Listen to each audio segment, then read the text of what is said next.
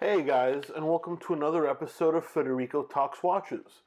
Today, I want to discuss a topic that I've actually received a lot of questions about, and that is there an alternative, or are there alternatives, to the Omega Speedmaster Professional? Now, I love the Omega Speedmaster, and most watch guys do as well, but it doesn't mean that all of you love it. And, recently I've included it on a couple of my buy lists, especially, my three-piece collection list, and I've said it was, a huge bang for the buck watch. And I still believe that. I mean, I'm wearing one myself, and I love it. However, doesn't mean that it's the end-all, be-all chronograph. So I thought to myself, Federico, what if someone is starting a collection and they just don't want a Speedy? Are there alternatives? And after thinking about it a little bit, recalling my retail days, and also doing a little bit of research, I've come up with a list of alternatives for you guys. So let's get started, and let me know what you think. The first alternative I came up with is one maybe not all of you would love, but it's actually a piece that has tickled me in more ways than one. And that is the Chopard Mille Miglia Chronograph, the classic iteration. This is a piece that I used to sell quite a bit of when I used to work in retail, and it's a piece I really love the look of. It's a 40mm stainless steel chronograph, and it's automotive inspired. In fact, the name Mille Miglia means 1,000 mile, and it's inspired after a classic car race that takes place every year in Italy.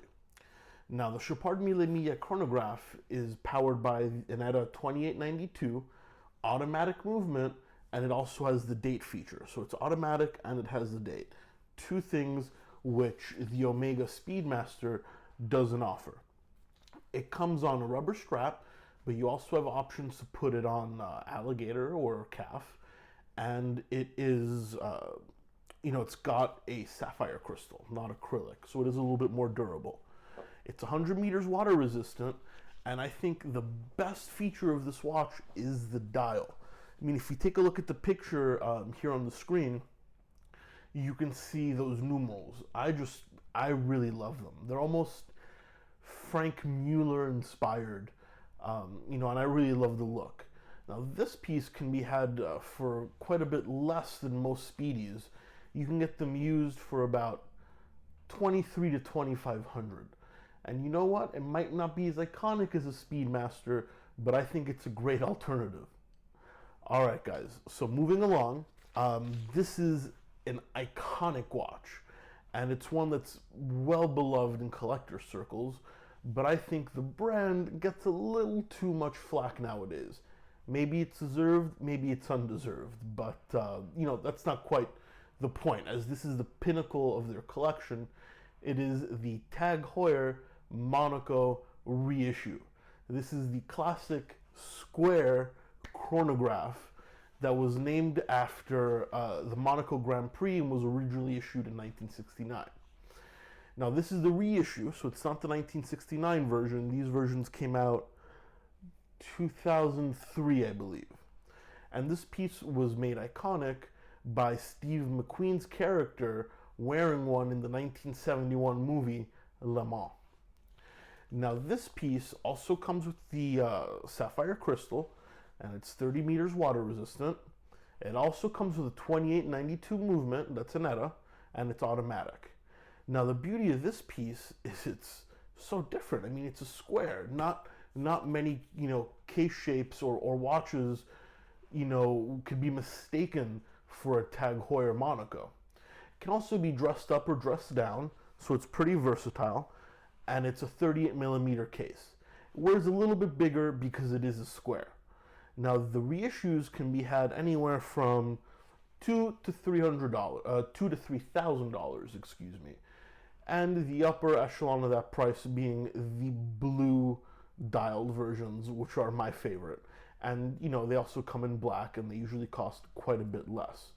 But the TAG Heuer Monaco reissue is a real icon. Now, if you guys want a vintage Monaco made by Heuer, not TAG Heuer, you're gonna pay quite a bit more. But, you know, the reissue is a great price, I think, and it's certainly an alternative to the Omega Speedmaster Professional. All right, guys, moving along, we have another piece that's inspired by automotive history, but this one's vintage, and it's a Heuer Via 1163.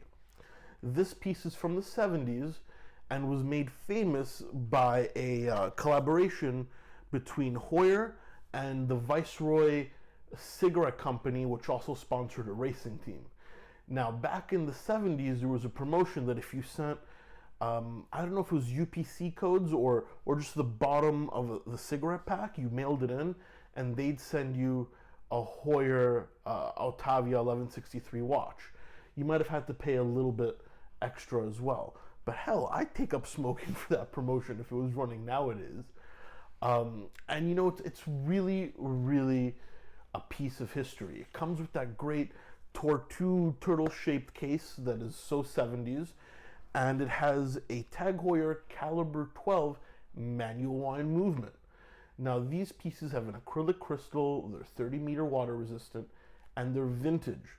So be careful with those redials and relume. You want to get it as original as possible, because as I mentioned previously in other videos, the value really drops off if they've been, you know, redialed or refurbished. You want it as original condition as possible. It's a 42 millimeter case, and these can be had anywhere from $2,700 to $3,500. And it's certainly a historic and iconic replacement for an Omega Speedmaster.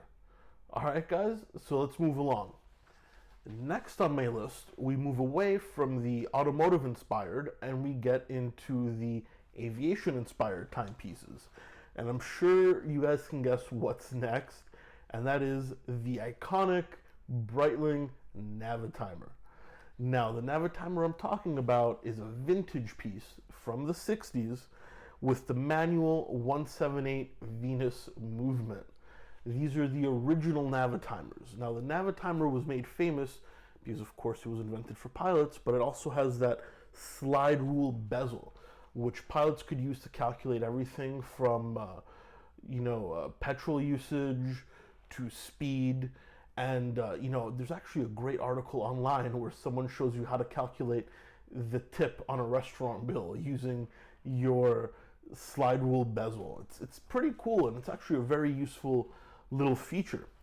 These are 40 millimeters stainless steel, but they also come gold filled if that's your taste, and has an acrylic crystal. 30-meter water resistant, and it's certainly an icon. I mean, they still make the Navitimer today, but this you can get a really cool vintage example anywhere from $2,300 to $4,000. Certainly can't be beat, and it's definitely an icon. I think I'm gonna put one on my list because, it's a piece that has personality. It's, as I said, it's unmistakable. It'll always be a Navitimer.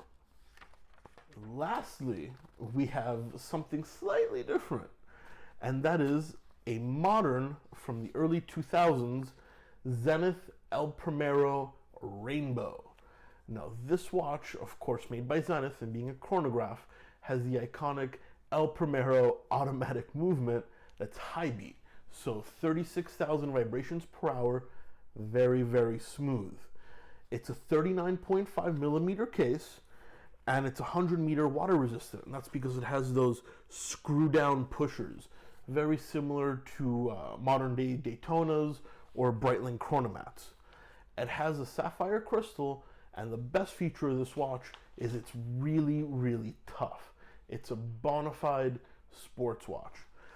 It actually kind of reminds me if like a Submariner had a baby with an Primero, this would come out. It looks almost like a Rolex Submariner chronograph, if there would be such a thing.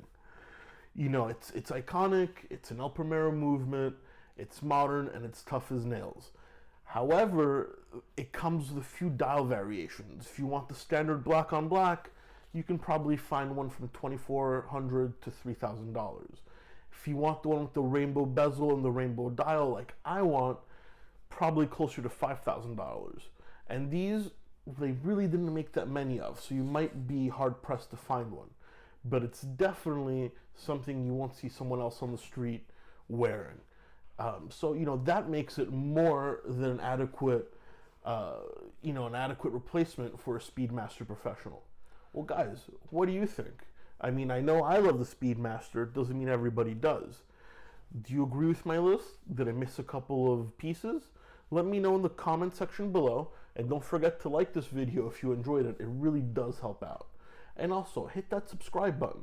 I've got a bunch of new content coming out, and I've got a great video coming out this Wednesday or Thursday with TGV himself.